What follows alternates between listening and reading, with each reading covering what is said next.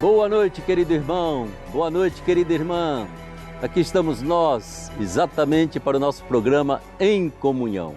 Esse momento tão bonito de partilha, de reflexão, de meditação que a TV Aparecida oferece para todos nós. E é uma alegria estar com vocês, é uma alegria a gente poder partilhar na medida em que vamos conversando entre nós e provocando em você também a sua reflexão, a sua meditação, aprofundando a maravilha da revelação cristã, desta fé que nós herdamos de nossos antepassados e que celebramos constantemente. Pois bem, nós vamos falar sobre a Semana Santa. Eu quase queria afirmar que estamos vivendo uma Semana Santa prolongada desde que começou no ano passado essa pandemia. Celebrar a Semana Santa neste ano, num período ainda mais agudo de contaminação desse coronavírus, eu creio que deve trazer para nós novamente aquilo que a Semana Santa significa, uma esperança de vida, uma esperança de libertação, uma esperança de redenção. Vale a pena que a gente possa unir a fé, a oração, a esperança da gente para pedir a Nosso Senhor que nos faça participar de uma Páscoa que seja libertação da pandemia, que seja novamente a possibilidade da gente se encontrar como povo de Deus para celebrar a maravilha da nossa fé. Nós vamos conversar um pouquinho então sobre a Semana Santa deste ano, recordando algo do passado, mas principalmente procurando preparar o nosso coração para entrar na Semana Santa deste ano. E eu tenho a alegria de trazer aqui para nós mais uma vez o Padre Domingos Sávio da Silva. Seja bem-vindo, Padre Domingos. Boa noite, Padre Ulisses, boa noite, Padre Luiz Carlos, boa noite, telespectadores da TV Aparecida. E mais uma vez, uma alegria de podermos, como o Padre Ulisses já dizia, partilhar com vocês um pouco daquilo que é a experiência nossa, na tentativa de ajudar a vocês também a viver bem esse tempo tão rico que a Igreja nos apresenta a cada ano. Exatamente, Padre Domingos, é um tempo maravilhoso porque diante de tantas mortes que estão acontecendo, não é mesmo? A Semana Santa vem trazer para a gente novamente um grito de vida, né? Uma esperança de vida para nós. Apesar de toda a tristeza que a gente sente por tantas e tantas perdas, talvez algumas não deveriam ter acontecido se houvesse um pouquinho mais de responsabilidade, mas estão acontecendo. Mas que a Semana Santa seja esperança de vida e aquela que vem de Jesus, não de nós, talvez nem da ciência. Padre Luiz Carlos de Oliveira, seja bem-vindo. Boa noite a você que nos acompanha. É com alegria que a gente está aqui para poder partilhar aquilo que nós recebemos para o bem do povo. Que bom, né? Vamos então primeiro, como costumamos fazer sempre, ver um texto da Sagrada Escritura. A partir desse texto nós começamos aqui a nossa mesa redonda, o nosso Em Comunhão, querendo que você participe ativamente, refletindo junto com a gente. Vejam então o texto que vai ser colocado e lido para nós agora. Exulta de alegria, filha de Sião. Rejubila, filha de Jerusalém. Vem a ti, teu rei. Ele é justo e vitorioso. Humilde, está montado num jumento, num jumentinho, filho de jumenta. Fará desaparecer os carros de Efraim e os cavalos de Jerusalém. O arco de guerra será quebrado e ele proclamará a paz às nações. Seu domínio será de um mar a outro e do rio aos confins da terra. Profeta Zacarias, Padre Domingos, como é que soa em você, exegeta, esse trecho que a gente vai proclamar no Domingo de Ramos? Até parece, Padre Ulisses, que o Zacarias está no Domingo de Ramos. Certamente. Está ali já presenciando e como que dando um sentido para tudo aquilo que está acontecendo. Então é tão bonito Zacarias, que deve ter vivido uns 400 anos antes de Jesus. Mas ele então, claro, dentro da tradição profética, Jesus era filho, o Salvador prometido era da descendência de Davi e a cidade de Davi era Jerusalém. Então esse rei descendente de Davi deveria ser entronizado, quer dizer, o trono dele era em Jerusalém, tinha que tomar posse do seu trono em Jerusalém. Sim.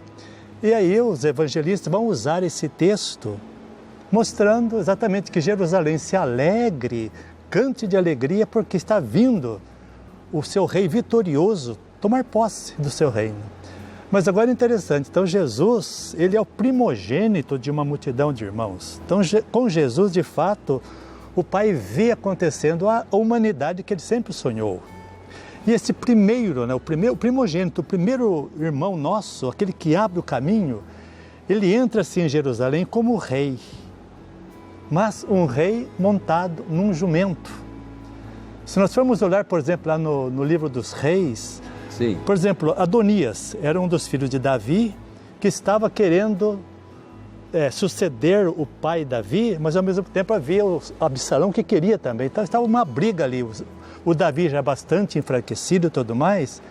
Interessante que por 3 vezes, no mesmo capítulo do primeiro livro dos reis, Davi diz o seguinte, sabendo que Absalão queria também... Aquela disputa entre aquela eles. disputa toda, ele diz para lá um general dele pegar mais uns homens e ir com exatamente Salomão, que ele queria que fosse o substituto dele, sim, o sucessor.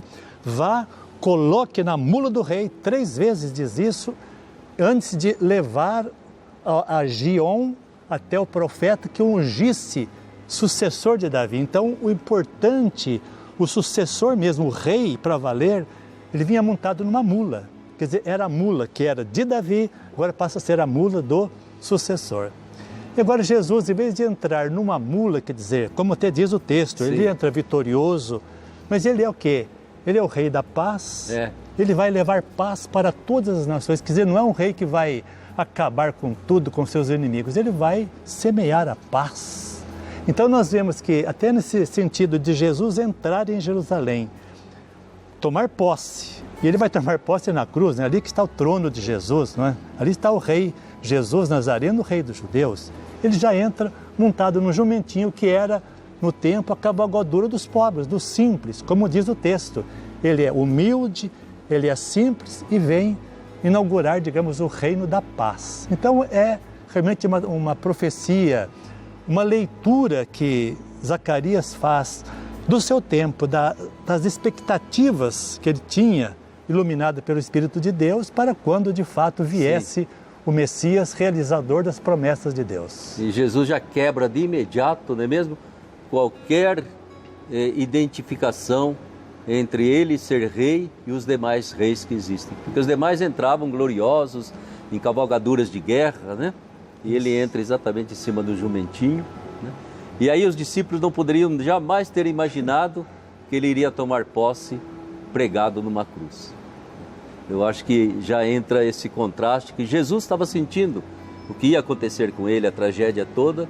Os discípulos não conseguiam admitir isso, nem jamais imaginar algo assim, né? Então a gente vê aquela briga de Jesus, né? Por exemplo, lá em Marcos, são 3 vezes, né, que Jesus está apresentando exatamente a sua paixão e os discípulos, eu quero sentar à sua direita, à sua esquerda e tudo mais. Quer dizer, essa dificuldade de fato de aceitar o Messias de Deus, e não o Messias do coração de cada um. Eu acho, Padre Domingos, que até certo ponto a dificuldade daqueles discípulos continua sendo a nossa dificuldade hoje. Assim. A gente gosta demais do Cristo glorioso, vitorioso, em cima dos seus inimigos, humilhando a todos, vingando, né? E esquecemos da figura concreta de Jesus de Nazaré. Esquecemos totalmente essa kenosis, esse rebaixamento pelo qual ele vai mostrar, não é por aí que vai a minha glória, né? É na hora que eu estiver pregado na cruz. O que você acha, Padre Luiz Carlos? Pegando esse gancho que você diz aí, que nós não estamos ligados ao Cristo crucificado, é muito bom para a gente fazer um discernimento das espiritualidades que a gente segue. Sim. Se a tua espiritualidade não partir da cruz, pode jogar fora. É muito interessante nós observarmos isso. A cruz não aparece. Nós vemos os protestantes não têm essa ligação com a cruz. Jesus já morreu, está ressuscitado. Agora, por que permanece essa visão do sofrimento? É porque ali se manifestou o fundamento da salvação, que é o amor de Deus manifestado em Cristo. Então é um discernimento muito claro que se faz da nossa vida espiritual. Se nós não adotamos a cruz, só queremos remédio, queremos curas, queremos coisas boas, e não pegamos como Jesus, nós não entendemos nada. Ou seja, Padre Luiz Carlos, já trazendo para a vivência do nosso tempo, teologia da prosperidade é uma falsificação cristã pior do que a dos fariseus. Não, é terrível, terrível. Como destrói o coração humano. É demoníaco, né? É alguma coisa que falsifica totalmente o Evangelho, não é mesmo? Se afasta inteiramente do caminho de Jesus e nunca vai chegar à verdade dele. Nós começamos assim com um texto profético, e para mim o profeta é aquele que na força do Espírito, na iluminação do Espírito, ele lê por dentro, ele lê o coração de Deus e lê o coração nosso também. E aí ele vai mostrar, quer dizer, exatamente às vezes as discrepâncias, as oposições absolutas que existem entre o coração de Deus, o que Deus realmente quer para nós e aquilo que o nosso coração quer. Como nós vemos, por exemplo, como estamos falando, aí como que o profeta vê, digamos, o coração de Deus, o que Deus espera do Messias. Está mostrado até já no jumentinho, né? Quer dizer, é algo totalmente novo, diferente. Eu creio que esse texto do profeta Zacarias, ele já traz toda uma revelação para nós, né? Desse mistério maravilhoso, que no fundo eu digo é o mistério da encarnação. Até que ponto chegou o mistério da encarnação, do Verbo Divino, a ponto de assumir, né? Aquilo que hoje nós estamos vivendo, né? A nossa pandemia é um tempo de cruz, né? Mas não é para ficar na cruz, é para tentar se libertar dela. Daí a luta do mundo inteiro para ver se consegue escapar disso aí. E a gente está então entrando naquilo que chamamos de Semana Santa, quinto domingo da Quaresma. Eu gostaria que você descrevesse um pouco, entende, de onde vem esse costume que nas celebrações a gente tenta quase que visualizar aquilo que teria sido a entrada triunfal de Jesus em Jerusalém, de tal modo que a gente vai chamar de Domingo de Ramos, e vai a gente buscar ramos de oliveira, ramo de palmeira, para lá e para cá, né? Eu me lembro bem que em alguns lugares a gente fazia a representação completa, pegava um burrinho, colocava um personagem feito Jesus, e lá íamos nós cantando Hosana Rei, Hosana Rá, entrando para começar a celebração da Semana Santa. Como é que você vê isso, Luiz Carlos? A celebração, que a gente já falou disso também, é que ela procura ser, colocar, como diz, eu faço o que Jesus fez e o mistério realiza em nós aquilo que é o conteúdo do ato, desse ato que nós estamos fazendo. Não é só uma recordação, então? Não, por exemplo, nós celebramos a missa com o pão e o vinho. É o exterior que nós vemos. Agora, essa celebração da entrada de Jesus em Jerusalém, que é feita até hoje, não sei quando que começou, mas quando a igreja de Jerusalém se organiza na liturgia, porque a igreja de Jerusalém é mãe e mestra de liturgia.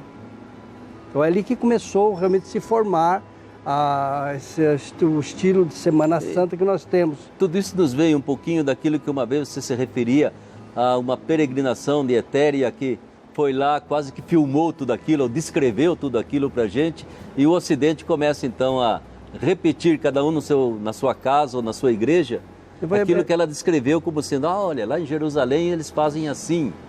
Faz de onde Jesus partiu. Sim. Eu pude participar dessa procissão, não naquele tempo, né? Um pouquinho depois. Mas eu pude participar dessa procissão, como diz, é o nosso... Aqui o que a gente, quando concentra o povo na procissão do Senhor Morto, lá a grande concentração do povo e internacional é no dia de Jerusalém, na entrada de Jerusalém. Então eles saem de Betfagé e descem toda aquela morro lá e chegam para a cidade. E gente do mundo inteiro. Interessante. E é curioso que dentro disso que a gente tem que fazer uma homenagem, como diz, profunda à igreja palestina. A gente palestina, a gente vê como sempre aquele choque de judeus e palestinos, mortes, sim, atentados. Mas o povo cristão, é magnífico ver o entusiasmo deles, cantando em árabe e latim. Laudaciam Salvatore, louva-se ao Salvador, e aquilo descendo a serra, descendo o morro lá de Betfagé até Jerusalém. Gente do mundo inteiro. E o vigor da igreja palestina. porque ali eles vivem a fé, uma fé crucificada, né? Sim. Então a gente presta essa homenagem ao povo palestino, cristãos palestinos, sejam eles católicos, sejam ortodoxos, mas o grande vigor dessa comunidade de igreja. E aquele festivo, né? Certo. Muito festivo, muito bonito. E é interessante, né, Domingos? Domingos, às vezes eu faço assim uma conexão entre essas palmas e ramos de oliveira e outros ramos que a gente usa na procissão, com aquela palavra de Jesus: eu sou o tronco, vocês são os ramos. Você acha que é válida essa colocação? Sem dúvida, que a gente carrega um ramo e nós somos exatamente, quer dizer, para esse tronco, o ramo. Nós somos um ramo enxertado. E como a gente já falava também, quer dizer, Jesus, ele é o primogênito.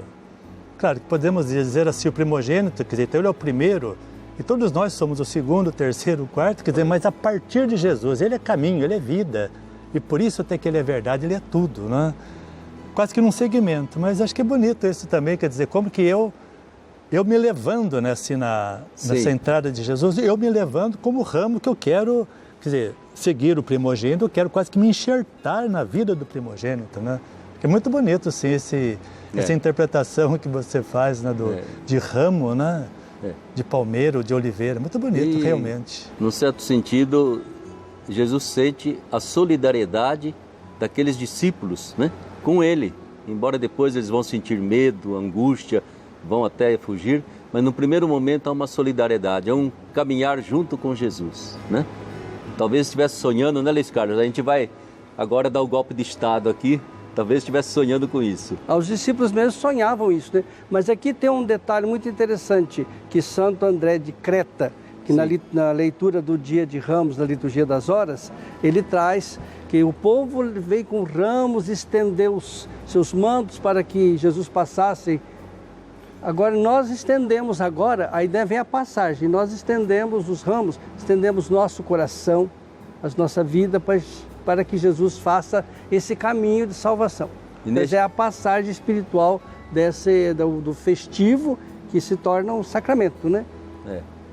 Eu acho que neste ano a gente vai estender a pandemia para Nosso Senhor pisar em cima e nos livrar dela, até porque tanta gente não vai poder mais participar, né, de uma procissão de ramos, mas vai, através da televisão, das redes sociais, vai poder participar, pelo menos vai rezar, né? E eu acho, né, Domingo, que é muito importante Jesus Cristo é o Senhor. É o que a gente pode ir cantando nessa procissão, exatamente para proclamar que tudo aquilo que a gente vai recordar ao longo da Semana Santa, como sendo o sofrimento, a morte de Jesus, né, é uma anamnesis, é uma recordação. Mas, de fato, o Círio Pascal já está aceso, né? Nós temos até o Círio Pascal aqui para lembrar para nós que ele já ressuscitou, né? Ele já venceu. Ele não está mais enterrado, não está morto. Ele não é uma recordação histórica. Ele é alguém presente. No Domingo de Ramos de hoje, ele é alguém presente como graça de Deus, graça de libertação para nós hoje. Então, ou seja, o Círio Pascal está aceso o ano inteiro, né? Você lembrou anamnesis, essa palavra grega quer dizer recordação, né? Recordação. Agora, eu gosto sempre de lembrar que, quanto à proposta bíblica, claro que existe uma recordação, mas existe também o memorial, né? O zikaron, lá do hebraico, né? Zakar é lembrar, zikaron é uma palavra própria para o memorial. Então, no caso assim, quer dizer, tá bom, nós recordamos que Jesus um dia ele entrou triunfante em Jerusalém, mas isso tem que se tornar para mim um memorial, senão não tem sentido. Porque é para eu hoje, como que fazer com Jesus aquela mesma caminhada. Quer dizer, eu então, acolhendo Jesus, mas montado no jumentinho, ter esse ramo na mão, quer dizer, eu sou um ramo que eu quero assumir eu quero ser montado num jumentinho também, não quero mula na minha vida, não quero cavalo, não quero nada, eu quero jumento, eu quero o que Jesus viveu. Então, é uma recordação, mas uma recordação que traz para o dia de hoje, para que eu viva hoje, né? Isso que é importante. Eu viva hoje aquilo que os meus irmãos, lá, os apóstolos, viveram naquele tempo com Jesus, né? Certo, eu acho que é importante para nós, entende? Quase que nessa recordação que a gente faz de toda uma história que realmente aconteceu, né? De repente a gente coloca em cima dessa trilha a nossa história de hoje, né? Ou seja, somos batizados, temos a graça de Deus, temos a palavra de Jesus, como se fosse uma entrada triunfal em Jerusalém, né? Estamos passando pela pandemia como se fosse uma paixão do Senhor na vida de toda a humanidade, de toda a nossa geração, né? E vamos superar, se Deus quiser, vamos chegar ao domingo da ressurreição.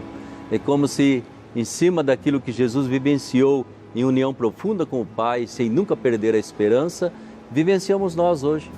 Eu estou dizendo essa Semana Santa prolongada, porque começou na Semana Santa do ano passado, se estende para nós até hoje.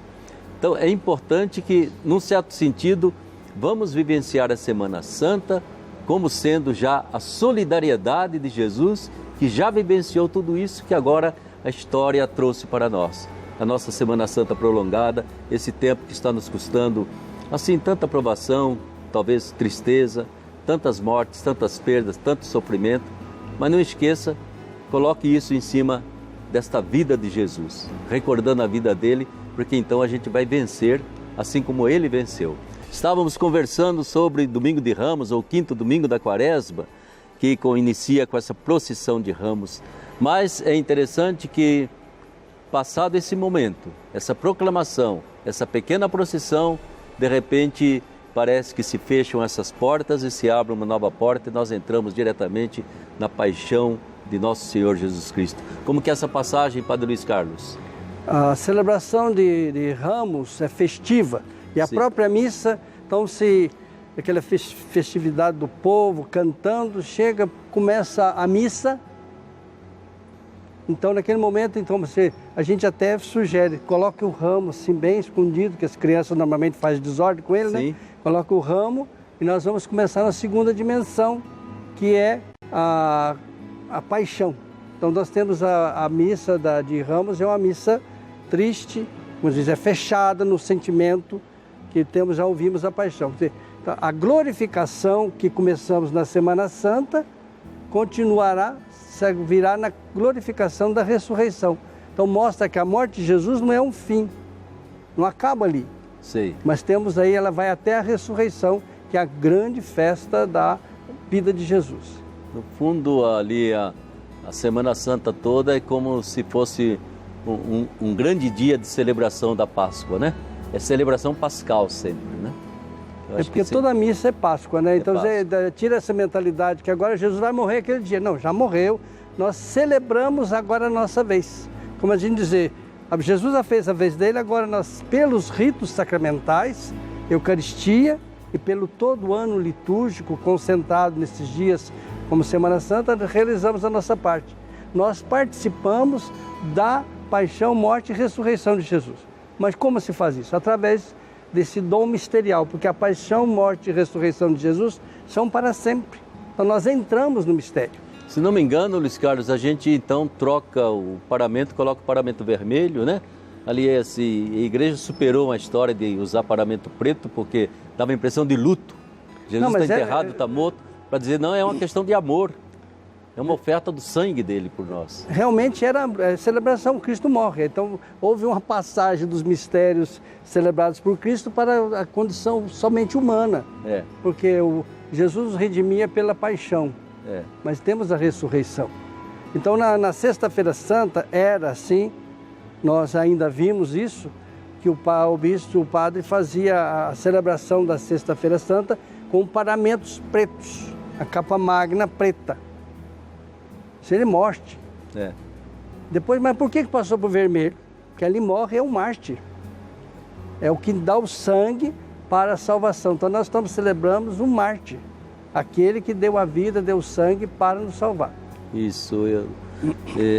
Agora eu estou me lembrando de uma curiosidade interessante que na minha casa fazia. A gente guardava aquela palma, né? E na minha casa usava principalmente em dia de tempestade muito brava, né? A gente usava aquela palminha para Deus nos livrar dos perigos das tempestades, que na roça era muito fácil acontecer e até ameaçar assustar a gente, né? Era essa palminha que ficava guardada em casa e que depois eu fiquei sabendo que é usada para quarta-feira de cinzas do ano seguinte, né? Seca aquela folha, faz-se a cinza e a cinza é distribuída ao povo. É interessante essa questão de a gente colocar o ramo, ou coloca num dos crucifixos que tem em casa, ou coloca no lugar, porque o temporal, na hora que o temporal chega, não dá tempo de achar o ramo, né? Onde eu guardei. Mas é um símbolo que todos têm. Se você tem um time que você torce, tem lá o distintivo do seu time, daquilo que você gosta. Então é o sentido que eu estou participando e tenho compromisso com esse Jesus. O ramo, ele leva o sentido de compromisso. Eu bati palma para ele lá, fiz festa na entrada e continuo ligado a ele. E é como dizia Domingos, né? Realmente eu sou ramo de um tronco e esse tronco é a cruz de Jesus. Pois é interessante também, mesmo a gente olhar, no caso assim, Jesus entrando montado no jumentinho. Quase que eu diria a mesma coisa, Jesus lavando os pés dos discípulos. Agora Jesus, ele entra montado no jumentinho, quer dizer, ele é de fato o rei. Depois ele lava os pés, é na cruz. Então, quer dizer, toda essa ligação, né, com a cruz, mas uma cruz que tem uma resposta do Pai, né? Quer dizer, a ressurreição, quer dizer, dizendo que, olha, eu carimbo esta vida, né? É isso que eu sempre sonhei que vocês vivessem e que meu filho está vivendo em plenitude, né? Então eu carimbo, é por aí mesmo. Pois é, agora o núcleo, a essência da Semana Santa está naquilo que nós chamamos de Tríduo Sacro, né? Que engloba Quinta-feira Santa, Sexta-feira Santa, Sábado Santo. Na dimensão seguinte, porque no calendário judaico, o dia começava ao pôr do sol. Certo. Então, o Tríduo Sacro não são 3 dias, o tríduo de preparação para a ressurreição, mas são os 3 dias do mistério da morte e ressurreição de Jesus. Então, é sexta-feira na Lava-Pés, a missa do Lava-Pés, da Quinta-feira Santa, o sábado, o dia da sua morte, e o domingo, encerrando com o entardecer. São os 3 dias. E a gente faz exatamente na quinta-feira à noite, fazemos essa bela celebração. Mas antes disso, já temos na nossa liturgia atual também digamos assim, a celebração do Crisma. Qual o sentido dessa celebração do Crisma dentro da Semana Santa, que normalmente o bispo faz questão de reunir todo o clero, todo aquele pessoal que faz parte dos ministérios dentro de uma paróquia, né? Um grande encontro. Que significado que tem isso? Para mim, nasce a celebração da bênção dos santos óleos. Sim. Não são os nossos óleos, são os óleos. Não é a missa dos santos óleos. Então, é porque no sentido que a igreja, ela realiza os sacramentos com sinais físicos, óleo, nesse caso ali o óleo, pão, vinho e tudo, mas nesse dia o óleo, que serão para os sacramentos durante o ano todo. Sacramento da Crisma, sacramento da ordenação, sacramento dos enfermos. Então esses óleos, quer dizer, no sentido seria o seguinte, eles são feitos no contexto da celebração do mistério pascal de Cristo, para que esses sacramentos não percam essa ligação. O óleo bento na quinta-feira santa, consagrado, o Crisma é consagrado, é quase um sacramento. E aí então ele leva para adiante o mistério pascal de Cristo. Quer dizer que essa ligação é feita ali porque vai ser usado nos batismos, que serão realizados na noite de Páscoa, e tanto é que os óleos são renovados anualmente, né? Todo ano tem essa bênção e o óleo antigo, ele é descartado. Então, no sentido da sua ligação com o mistério pascal de Cristo. Domingos? Acho que nesse sentido, quer dizer, a palavra Cristo quer dizer ungido. Crisma, Cristo. Então, acho que aí lembra exatamente, quer dizer, já no hebraico, né? Quer dizer, o Messias, quer dizer, em hebraico é Mashiach, e Mashiach em hebraico é ungir. Então, acho que seria exatamente essa, quer dizer, através do óleo, quer dizer, batismo, crisma, ordenação, o enfermo, acho que são os momentos em que nós quase que mais nos enxertamos em Jesus, né? Quer dizer, acho que tem esse sentido acho que essa missa dos santos óleos, quer dizer, de crisma, Cristo, Messias, acho que é exatamente através do óleo nós entrarmos o mais que pudermos na dinâmica que Jesus viveu. Eu acho que nós não temos o verbo, mas eu acho um verbo muito bonito, sabe? Cristificar, né? Nós somos cristificados, na medida em que somos ungidos como Jesus é o ungido, nós participamos dessa cristificação através desses símbolos que são abençoados. Mas eu vejo também a missa do Crisma, eu vejo também como sendo uma missa de celebração de comunhão da igreja, né? Ou seja, de repente eu percebo que nós formamos uma só igreja numa diocese, numa arquidiocese, né? Somos uma só igreja ao redor de um pastor, desse sinal de unidade que é o bispo, o arcebispo, seja lá quem for, desse sinal da unidade da minha paróquia, não é mesmo? O meu pároco, os ministros que ali estão. Eu acho que há um simbolismo sacramental de fraternidade, de unidade, que vale a pena ressaltar, né? Porque é essa unidade que me faz estar em solidariedade com Jesus. Porque sem unidade não há trindade. E não há cristão também. Então eu acho muito a missa do Crisma, o esforço que se faz para participar é para celebrar a comunhão com letra maiúscula. Depois nós até somos bonito, uma comunhão maior, não somos igrejinhas, capelinhas aí absolutamente independentes, entende? Mas nós estamos conectados. Pois é bonito também até esse simbolismo, né, que geralmente então as paróquias e depois hospitais, quer dizer, onde é um centro mais ou menos assim de evangelização, vem buscar nessa missa para levar esses olhos para as paróquias e para esses lugares.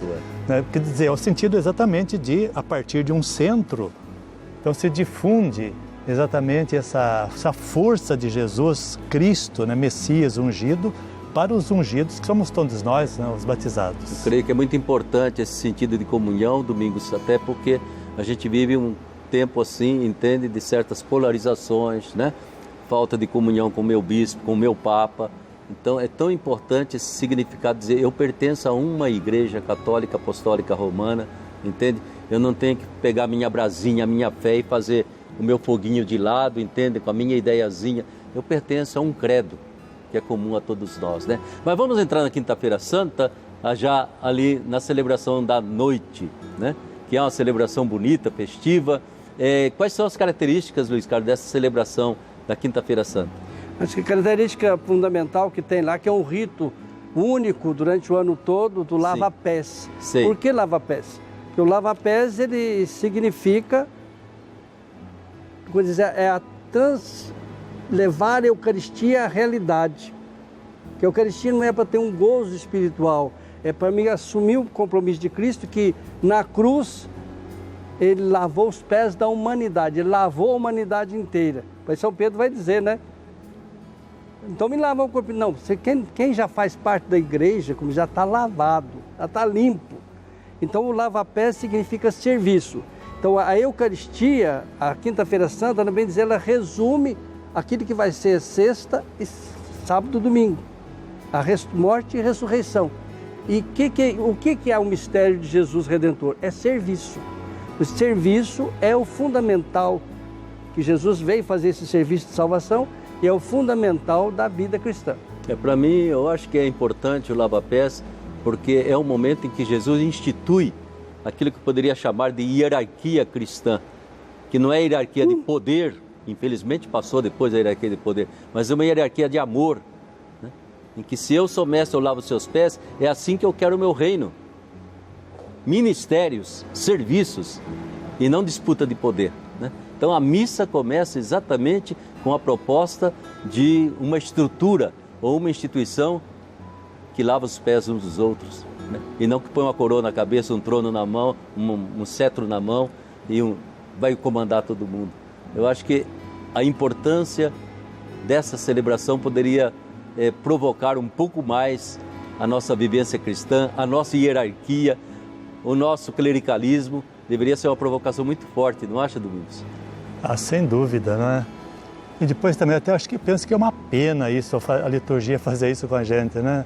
Mas deixar fora o versículo 16 do capítulo 13 de João. Qual que é esse versículo, Domingos? Em verdade vos digo, o servo não é maior do que o seu senhor. Sim. Mas olha que maravilha, Ulisses, Jesus aplicando para ele. Uhum. No lava-pés, quem que é o servo? No caso é o Pedro, somos nós. E quem que é o Senhor? São os discípulos. E quem que é o servo? É Jesus. E ele põe todo esse realce. Em verdade eu vos digo, o servo não é maior do que o seu Senhor. Inverte tudo. Jesus inverte, quer dizer, eu sou melhor do que vocês são meus senhores aqui no lava-pés. Quer dizer, e Jesus está dizendo que ele não faz nada por ele mesmo. Então, quer dizer, Jesus está revelando o céu para nós. Qual que é a grandeza do Pai? O Pai que é o grande lavador de pés. Todo mundo para o Pai é Senhor e o Pai é servo. Porque Jesus não está inventando nada aqui na terra. Então, acho que esse versículo, ele mostra essa reversão total que Jesus vem imprimir na nossa vida. E essa reversão, essa deveria ser a nossa conversão, né? Que ele vai dizer, quer dizer, quem quiser ser grande, quer dizer, quem quiser ser como o Pai, eu vim revelar o Pai, seja o último de todos, quer dizer, seja o servo de todos. O servo é maior do que no caso, é maior do que o Senhor, quer dizer, no sentido de Jesus.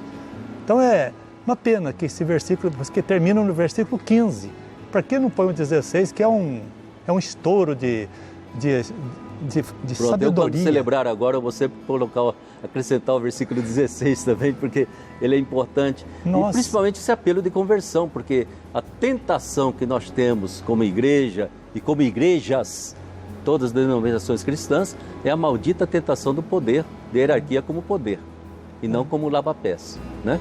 E a gente se enfeita, até para dizer que eu sou mais importante, né? E não é, eu acho tão bonito, Jesus tirou, né, colocou uma toalha e foi lavar os pés, né? Pois é até interessante, quer dizer, se a gente for olhar o texto, eu gosto de, quando eu celebro, se eu presido uma lava-pés, eu fico assim, Jesus colocou a toalha, quer dizer, sinal de serviço, mas ele não tira a toalha, ele deixa a toalha com ele e põe o manto por cima, quer dizer, para mostrar que, olha, o manto, o sentido do manto é a toalha. Ou seja, o paramento de Jesus foi uma toalha. Foi a toalha. Só para mostrar, quer dizer, de fato eu sou Senhor, mas eu sou Senhor lavando os pés de vocês. Quer dizer, o sentido do manto é explicado pela toalha, que Jesus não tira ao redor da sua cintura. Isso, eu tenho a impressão de que a própria celebração da ceia do Senhor é um apelo imenso à constante conversão nossa, porque muitas vezes a nossa Eucaristia não reflete essa última ceia. Reflete um clericalismo, reflete um espetáculo sagrado, um show, né? E nem sempre essa maravilha que Jesus celebrou na última ceia. Às vezes eu fico pensando, Luiz Carlos, será que Jesus reconheceria certas celebrações que nós fazemos como sendo um sacramento da última ceia?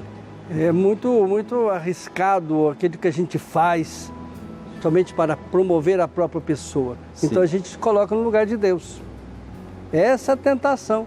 Lá do paraíso, lá de Adão e Eva, lá, por dizer, vocês ser iguais a Deus. Então a gente se põe no lugar de Deus, em vez de... Então põe-se no lugar de Deus mesmo, que está lavando os seus pés, cuidando. Então é até interessante que a gente vê os santos que nós reconhecemos, foram santos que deram a vida a serviço dos outros. É verdade. Não tem santo lá das alturas. Importante, né? Tem algum outro que escapou aí, mas já foi política também, né? É verdade. E aí a celebração da ceia do Senhor nos traz então essa maravilha de como se começa uma celebração eucarística, uma atitude de serviço, nada mais, nada menos. Não é apenas um ato penitencial, mas é uma estrutura de vida, uma estrutura da instituição como tal, né? Ao mesmo tempo a gente olha a maravilha de Nosso Senhor deixar para nós, façam isso em memória de mim. O que significa essa palavra que para mim é muito importante? Façam isso em memória de mim. Quando ele reparte o pão, quando ele oferece o cálice, né? Eu vejo assim, por exemplo, no caso, quando nós pegamos ali a hóstia, o momento exatamente que vai haver essa transubstanciação dela, que ela vai se tornar corpo de Cristo. Quer dizer, a gente fala assim, né? Isto é o meu corpo, que é entregue por vós. São Leão Magno, ele fala que a partir do momento em que Jesus, na cabeça, ele vem e se une ao nosso corpo, então ele fala que nada do que Jesus faz é só dele, mas é do restante do corpo também. Então só teria sentido, digamos, se eu me unindo com Jesus, naquele símbolo, né, daquela hóstia que vai se transformar no corpo dele, estiver o meu também. Quer dizer, este é o meu corpo entregue por vós. Quer dizer, se não houver essa minha busca, pelo menos, de identificação, quer dizer, o meu corpo que hoje tem que se entregar também pelos irmãos, não é Eucaristia, não é? Ficou recordação, mas não é memorial. Dizia o Santo Padre São Tinácio de Antioquia: eu quero ser um grão de trigo para ser esmagado pelas feras e me tornar uma hóstia. Exatamente. Uma hóstia com o nosso Quer dizer que na consagração, que é toda a missa que é Eucaristia, não é só o... Então na consagração existe para nós, para a espiritualidade sacerdotal, para a espiritualidade cristã, quando eu falo isto é meu corpo, no sentido também eu estou sendo transformado, como o Domingos falou. A gente não trabalha isso. E também com as consequências que isso vai ter para a vida de um corpo doado.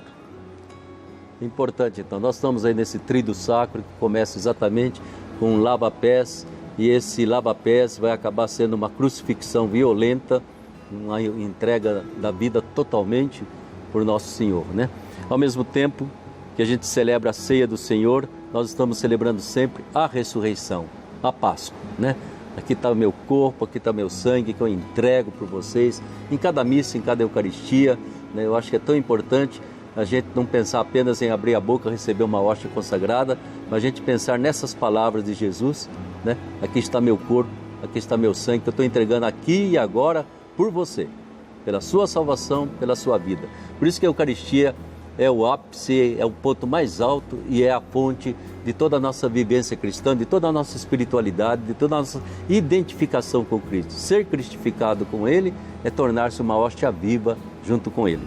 Estamos encerrando o nosso programa, passa tão depressa, a gente tem tanta coisa a partilhar e de repente o tempo escorre. Minha gente, obrigado pela sua atenção, obrigado Padre Domingos, obrigado Padre Luiz Carlos. Obrigado. Né? Que a nossa Semana Santa seja uma semana vivenciada numa profundidade de intimidade com Jesus. E sempre acompanhado por aquela que estava mais perto dele, que era Nossa Senhora. Fiquem com a bênção da Virgem Mãe Aparecida, fiquem com a bênção de São José e fiquem bem unidos a Jesus, principalmente nesta pandemia, para que haja uma Páscoa para todos nós. Muito obrigado pela sua atenção.